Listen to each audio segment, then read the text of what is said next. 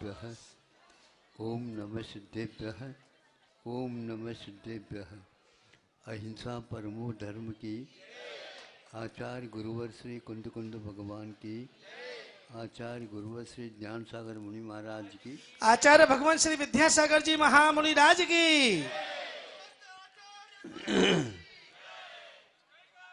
वो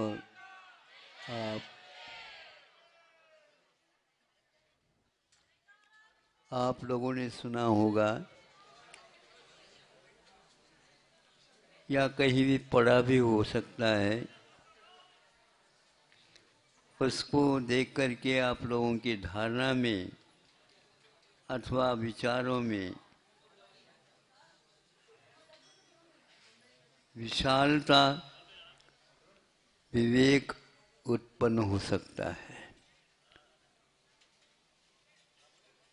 हम लोगों की धारणा प्राय करके वस्तु के अनुरूप न होकर अपने विचारों के अनुसार ही अवधारित कर लेते हैं।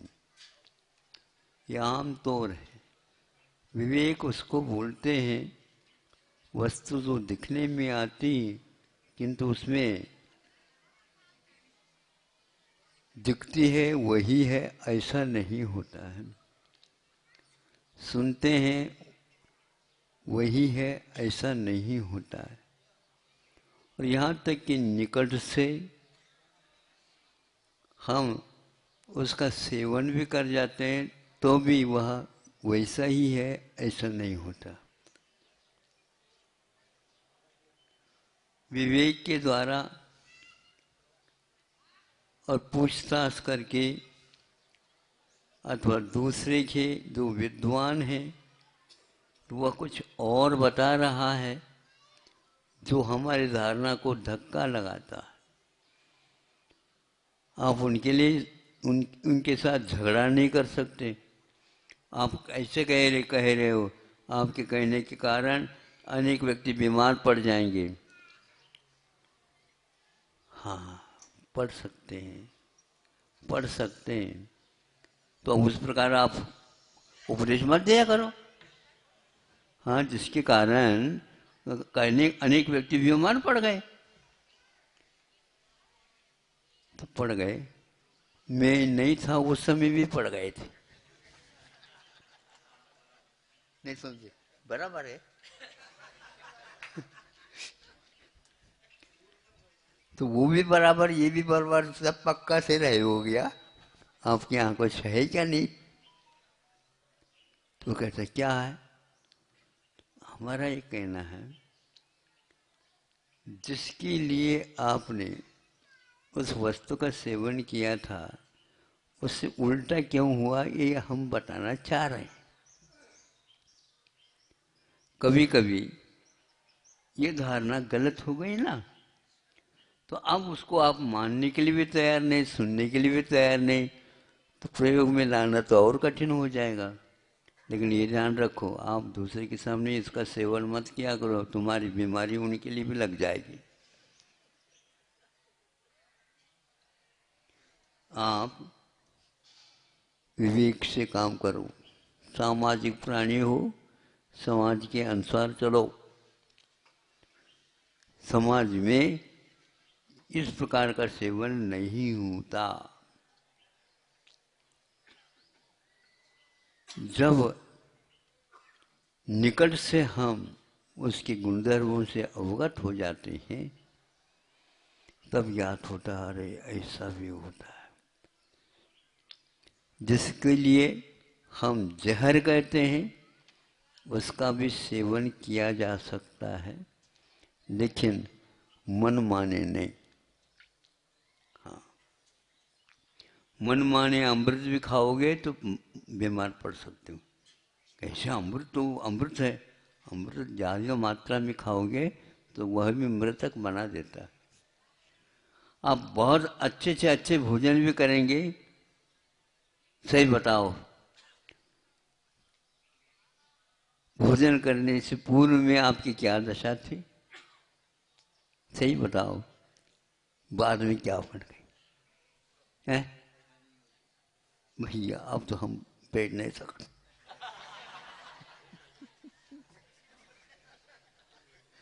अब तो हम बैठ नहीं सकते, खड़े हो जाओ, खड़े तो हो ही नहीं।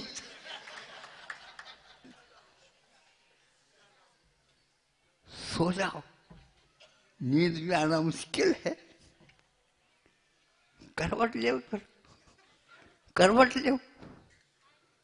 अब करवट भी कैसे ले, दूसरे दिलवा दे तो ठीक। भोजन के द्वारा ये भी दशा हो सकती है क्या नहीं? हाँ, है ना? तो फिर गलत हो गए था आपकी धारणा। विवेकशील व्यक्ति यही बात बता देता है। आपको सुनना हो तो सुनो, नहीं तो नहीं सुनो। आपको मानना हो तो मानो, नहीं तो नहीं मत मानो। लेकिन बाद में जब उस समय तो सुना नहीं, उस समय तो माना नहीं, किंतु छुप करके उसका प्रयोग कर लिया। करने के उपरांत सोचता है वो तो बिल्कुल ठीक कह रहे थे। ठीक ही नहीं कह रहे थे, वो तो बिल्कुल ठीक कह रहे थे। और थोड़े से अच्छे ढंग से आप सुन लेते तो फिर तो आप वहां से सब कुछ आप जो चाहो वो ले लो।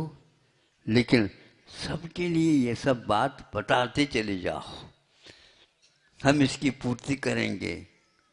तो भैया हम फुकट में नहीं काम करते, नहीं समझे? तो क्योंकि फुकट में कहने हमने उनको सहयोग दिया है। हाँ, हजारों व्यक्ति उनकी दवाई कोई लेने के लिए तैयार नहीं थे। हमने उनको विश्वास दिलाया, वो जय करते रहो, करते जाओ। तो आज हजारों व्यक्ति उस दवाई के सेवन कर रहे हैं। फिर भी उसको अभी अभिमान का दोष लग रहा है। क्योंकि जब भोजन करते हैं आप तो उसको जीने के लिए करते हो या नशा के लिए करते हो? हाँ, जीने के लिए। यदि जीने में वो बाधा डालते तो लेओगे क्या? क्या करें, हमारी एक देवी देवता कुल देवता है, वो कहती है तो मानना पड़ता है। कौन से कुल देवता है? जुब्बा यंत्री। ये सब लोगों के यहाँ कुल देवता है। उससे हम विपरीत तो नहीं चल सकते। डॉक्टर साहब आप गोली भले ही दे दो, लेकिन हमारी आराधना कुल देवता की चलती रहे। तो वो कहते हैं डॉक्टर साहब भैया न हमारे यहाँ कुलदेव है न कुल देवता है, हम तो सरस्वती को मानते हैं और उसके माध्यम से हमारे बुद्धि ठीक रहती है, तो उसी को हम कुल देवता के रूप में मानते हैं। वो कब से चली है? आदिनाथ भगवान से पूर्व से भी वह चली है कुल देवता। जनवानी माँ जिसको बोलते हैं आप, तो उसमें लिखा हुआ है कि हम जिसके लिए जिसके गुणधर्म बताए गए हैं उसके अनुसार सेवन करते हैं तो निश्चित रूप से। इसलिए लाखों अरबों करोड़ों नहीं, असंख्यात अनंतों जीवों में से एक का नंबर आता है मुक्त होने का अवसर। बाकी सब जितनवानी जनवानी जनवानी जनवानी हो गया, बटने लगे रेबड़ी से। हाँ, इसका अर्थ ये नहीं कि तीर्थंकर प्रकृति का बंद हो रहा है आपको। उसका गुणधर्म क्या है, प्रयोग करने से ही ज्ञात होता है। जब जिनवानी को हम व्यवसायीकरण करेंगे तो क्या पुण्य बंद होगा? आचार्यों ने कहा है उपकरणों का व्यवसाय करना धर्म की परंपरा में नहीं आती। इसलिए हर बात पर आपको सोचना पड़ेगा।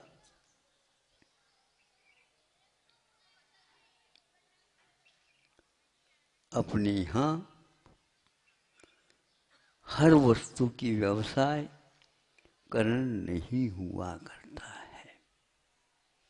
और यदि व्यवसाय करना भी है तो भी उसकी एक मर्यादा रहती है। 10 रुपए का माल है तो 10.25 10.5 कर दो, इसमें कोई बाधा नहीं होती। नहीं समझे तो फिर क्या? हाँ,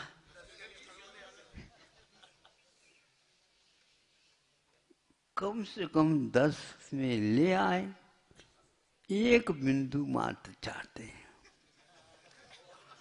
पीछे नहीं, ज्यादा नहीं। देखो हमने संख्या नहीं बढ़ाई, नहीं समझे? सुन रहे हैं क्या? नहीं तो हमने संख्या नहीं बढ़ाई, एक शून्य रखी है। महाराज दिवालियां हो जाएंगे तो महावीर की श्रेणी में आ जाएंगी, क्या बात होगी? दिवाली मिलेगी, लोग आपके चरणों में लड्डू चढ़ाएंगे। सोचो, विचार करो। निकट से जाओ, अध्ययन करो, परखो, जिसको बोलते परखो। हाथ में नोट आने मात्र से नोट कहलाएगा या नहीं? नोट का अर्थ क्या होता है बताओ? नोट का अर्थ क्या होता है? Note it. हाँ, आप इसको परख करो भैया, मार्किंग करो, सोचो, समझो, पूछो, बार बार पूछो, क्योंकि अपने जीवन में उन्नति का कारण है।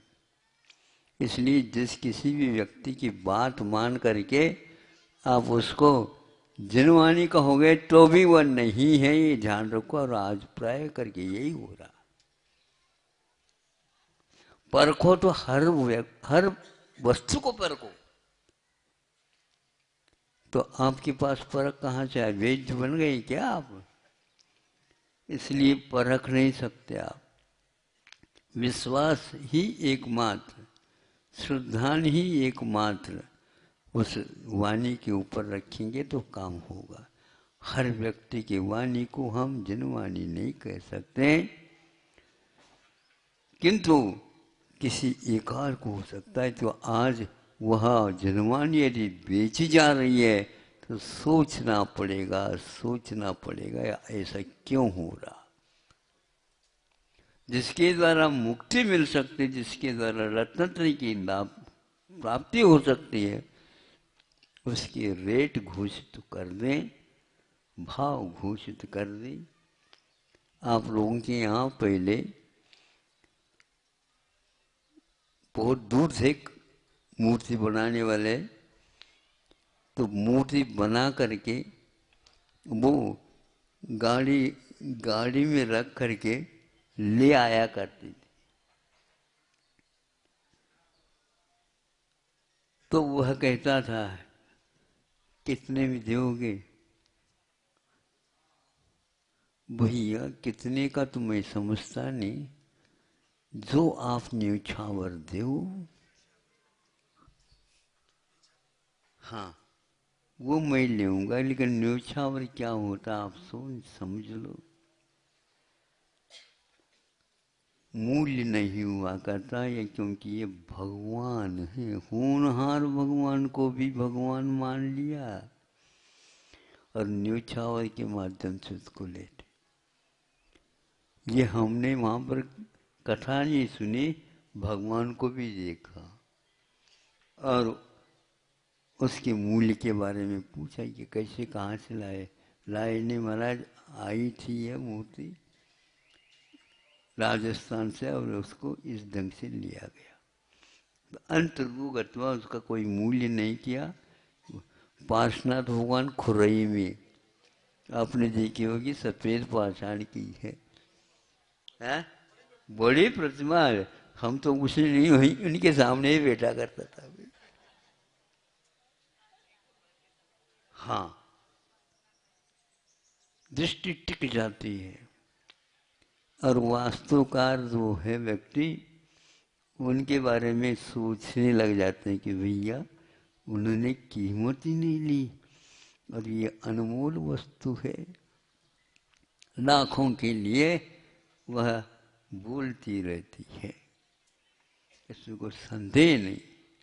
जो भीतरी वस्तु जो मिथ्यात्व है उसके ऊपर वह मूर्ति डाल रही है, लेकिन व्यवसाय करेंगे सोचना पड़ेगा, सोचना पड़ेगा, क्योंकि उस मूर्ति में भी आपको लक्ष्मी देवता, कुल देवता दिख रही है, जनवानी नहीं दिख रही है। इसलिए वस्तु पर को इसका नाम वास्तु है। हमें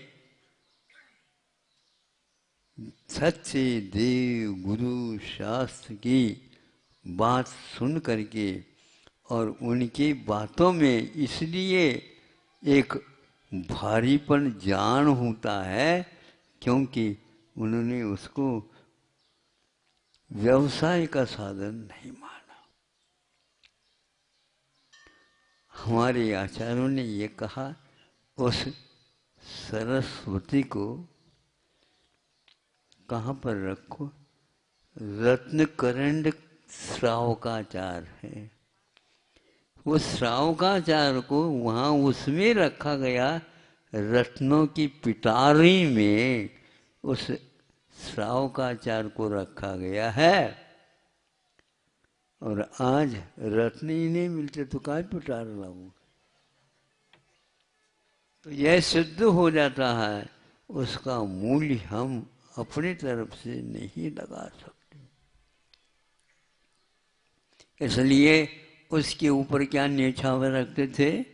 इसके ऊपर तो कहा इसका कोई न्यौछावर नहीं, हाँ दे दो हम ले लें। इसी ढंग से उन्होंने प्रसन्नता के साथ संतुष्ट कर दिया उसको। हाँ, सदुपयोग नीचे लगते थे, शास्त्र के नीचे भी इसी प्रकार निकल देते। शास्त्र को बांटने की बात नहीं है, जिसके द्वारा मिथ्यात्व बट जाता है उसका नाम शास्त्र है। जिसके लिए पैसा लेंगे तो उसका लाभ थोड़ी शास्त्र कहलाएगा। इसलिए शास्त्र दान होता था, शास्त्र का व्यवसाय।